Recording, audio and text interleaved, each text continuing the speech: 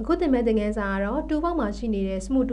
ကိုတင်မှာဖြစ်ပါတယ်ဒီ smooth ကတော့သူ့ကိုအသုံးပြုမယ်ဆိုလို့ရှိရင်ပုံတွေကရေဆိုပြီးတော့စေးသားပြတ်နေတဲ့ပုံစံမျိုးတွေကိုဖန်တီးပေးနိုင်ပါတယ်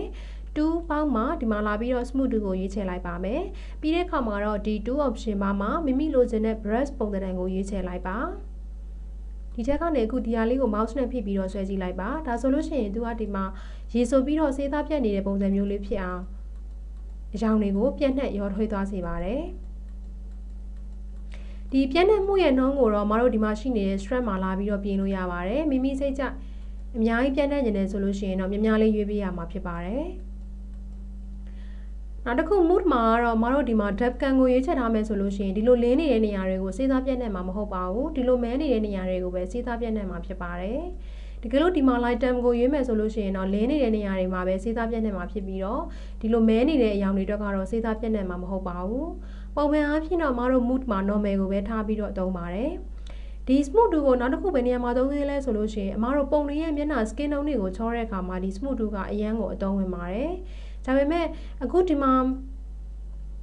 ဒီ skin tone ကိုချောတော့မယ်ဆိုလို့ရှိရင်တော့မတို့က brush ကစခဲ့ပြီးရင် brush pen နဲ့ setting တွေကိုပြင်ထားရမှာဖြစ်ပါတယ်ဒါကြောင့်မလို့ဒီပုံမှာရှိနေတဲ့ skin tone ကိုချောပြမယ်ဆိုလို့ရှိရင်ချောချင်တယ်ဆိုလို့ရှိရင်အရင်ဦးဆုံး2ပေါက်မှာရှိနေတဲ့ smooth လေးကိုရွေးချယ်ပါ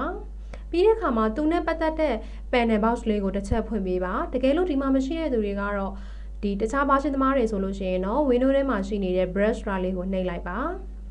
အဲ့ဒီမှာမတို့ brush မှာတော့အနားသားဝါးနေတဲ့ brush ပုံစံမျိုးစားကိုရွေးချယ်ရမှာဖြစ်ပြီးတော့ဒီမှာ spacing မှာအမှတ်ဖြုတ်ရမှာဖြစ်ပါတယ်တကယ်လို့မတို့ဒီမှာ spacing မှာအမှတ်မဖြုတ်ဘဲနဲ့ဆွဲမယ်ဆိုလို့ရှိရင်ပုံတွေက line တွေကတွန့်နေမှာဖြစ်ပါတယ် strap မှာတော့မတို့20လောက်ပဲထားပြီးတော့ဆွဲပါမယ်ဒါဆိုလို့ရှိရင်ဒီမှာပုံတွေကတွန့်နေမှာဖြစ်ပါတယ်ဒါကြောင့်မလို့အဲ့လိုမျိုး skin tone တွေကိုချောတဲ့အခါမှာအနားသားတွေမတွန့်ရအောင်လို့အမတို့ကဒီမှာ smooth ကိုရွေးချယ်ပါတယ်ပြီးသွားတဲ့အခါမှာ brush ပုံစံကိုအနားသားဝါးနေတဲ့ brush ကိုယူပါမယ်ပြီးရင်သူ့ရဲ့ panel box လေးကိုဖွင့်ပါမယ်ဒီမှာမပါဝင်တဲ့သူတွေကတော့ window ထဲမှာရှိနေတဲ့ brush ကိုဖွင့်ပေးပါပြီးတဲ့အခါမှာ spacing မှာအမှတ်ဖြုတ်ပေးရမှာဖြစ်ပါတယ် strap မှာတော့20%လောက်ပဲထားပြီးတော့သုံးမှာဖြစ်ပါတယ်အဲ့ဒီလိုမျိုးဂျာဂိုင်နှုန်းယူတဲ့အခါမှာအမတစ်ခုလောက်ပြောပြချင်ပါတယ်တကယ်လို့ဒီမှာအမက20%လို့ကျင်နေဆိုရင် keyboard မှာရှိနေတဲ့ဒီ name block ရဲ့အောက်က2ကိုနှိပ်လိုက်မယ်ဆိုရင်သူက20ပြောင်းသွားမှာဖြစ်ပါတယ်တကယ်လို့3ကိုရိုက်လိုက်မယ်ဆိုရင်30ပြောင်းသွားမှာဖြစ်ပါတယ်ဒါကတခြား brush တွေကိုသုံးလို့ရှိရင်လည်းဒီဂျာဂိုင်နှုန်းတွေကိုပြောင်းတဲ့အခါမှာအတူတူပါပဲအမတို့သုံးနေရင်လည်းပြောင်းချင်တယ်ဆိုလို့ရှိရင်ဒီလိုမျိုးလေးတွေပြောင်းသွားလို့ရပါတယ်တကယ်လို့အလက်25%လောက်လောက်ကျင်နေဆိုရင်25ကိုဇက်တိုက်ရိုက်ထည့်လိုက်လို့ရှိရင်25%ပြောင်းသွားမှာဖြစ်ပါတယ်name block ကိုတော့ဖွင့်ထားရမယ်เนาะတကယ်လို့80%ဆိုလို့ရှိရင်တော့8ကိုရိုက်ထည့်လိုက်မယ်ဆိုလို့ရှိရင်ဒီမှာ80%ဖြစ်သွားမှာဖြစ်ပါတယ်အဲ့တော့အမတို့က5%လောက်ပဲလိုချင်တယ်ဆိုရင်တော့05ကိုရိုက်လိုက်လို့ရှိရင်05ကိုရိုက်လိုက်မယ်ဆိုရင်5%ဖြစ်ပါတယ်တကယ်လို့5ကိုရိုက်လိုက်မယ်ဆိုရင်တော့50%ဖြစ်သွားမှာဖြစ်ပါတယ်55ဆိုရင်တော့ဇက်တိုက်ရိုက်ပေးပါဒီမှာတော့အမက20%နဲ့ပဲချောပြမှာဖြစ်တဲ့အတွက်ကြောင့်မလို့2ကိုရိုက်ထည့်လိုက်တာဖြစ်ပါတယ်ဒါဆိုလို့ရှိရင်မတို့ဒီမှာ space မှာလည်းမှတ်ဖြုတ်ပြီးပြီလိုအပ်တဲ့ brush အနားသားဝါးတာလည်းယူပြီးပြီဆိုလို့ရှိရင်တော့ဒီပုံကိုစပြီးတော့ချောပြပါမယ်ဒီလိုမျိုးချောတဲ့အခါမှာအဓိကအဖြစ်အမပြောချင်တာကတော့သူ့ရဲ့ကောက်ကြောင်းအတိုင်းအလိုက်တင်လိုက်ပြီးတော့ချောပေးဖို့လိုအပ်ပါတယ်။ဘာကြောင့်လဲဆိုလို့ရှိရင်တကယ်လို့သူ့ရဲ့ကောက်ကြောင်းအတိုင်းလိုက်ပြီးတော့မချောဘူးဆိုလို့ရှိရင်အမတို့ရဲ့မူရင်းပုံသဏ္ဍာန်ကပြတ်သွားမှာဖြစ်ပါတယ်။ဒါကြောင့်မလို့ control နဲ့တစ်ချက်ပြန်ခေါ်လိုက်ပါမယ်။သူ့ရဲ့ကောက်ကြောင်းအတိုင်းလေးပဲလိုက်ပြီးတော့ချောပေးမှာဖြစ်ပါတယ်။ဒီ smooth တို့ရဲ့ pointer အသေးကြီးကိုတော့ keyboard မှာရှိနေတဲ့4000ခွင်းလေးတွေနဲ့သုံးရမှာဖြစ်ပါတယ်။အခုဒီမှာသူ့ရဲ့ကောက်ကြောင်းအတိုင်းလေးပဲမတို့လိုက်ပြီးတော့ချောပေးပါမယ်။ဒီလိုမျိုးတခြား brush တစ်ခုခုကိုသုံးနေရင်းနဲ့ပုံကိုနေရာရွှေ့ကျင်နေဆိုရင်တော့ space bar လေးကိုဖိဖိပြီးတော့ရွှေ့ရမှာဖြစ်ပါတယ်။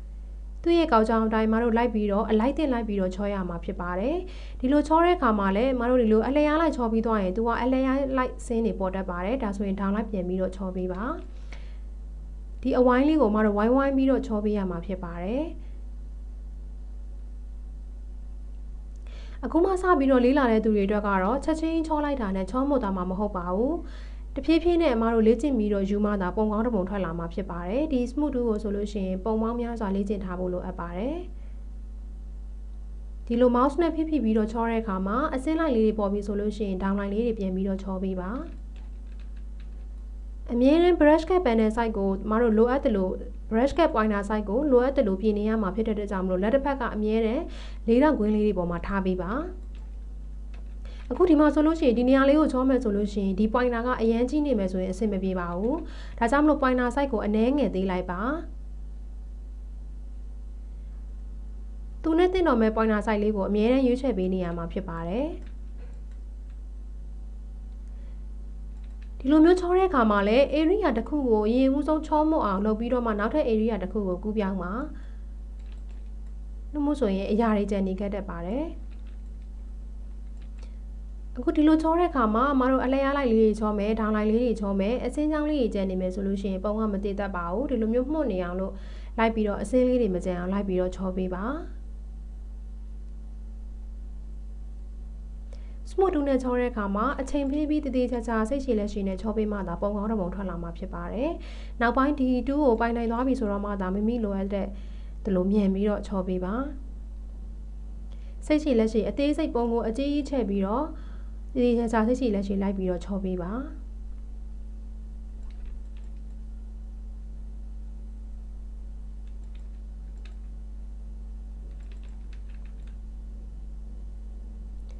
ဒီလိုချောတဲ့အခါမှာလည်းသူ့ရဲ့အနေထားအတိုင်းလေးကိုအလိုက်တင်လိုက်ပြီးတော့ချောပေးဖို့လိုအပ်ပါတယ်။သူ့ရဲ့အနေထားအတိုင်းမဟုတ်ဘဲမိမိချောချင်တယ်လို့ချောမယ်ဆိုလို့ရှိရင်တော့ဒီမှာ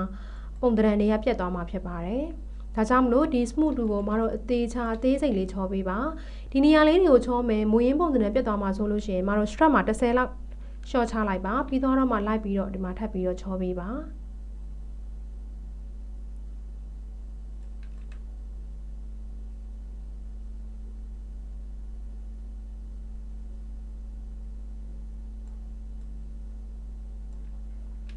အားလုံးပြီးသွားပြီဆိုရင်လည်းပုံကိုလိုက်ပြီးတော့မတို့တစ်ခါထပ်ပြီးတော့အချောတက်လေးလိုက်ချောပေးဖို့လိုအပ်ပါတယ်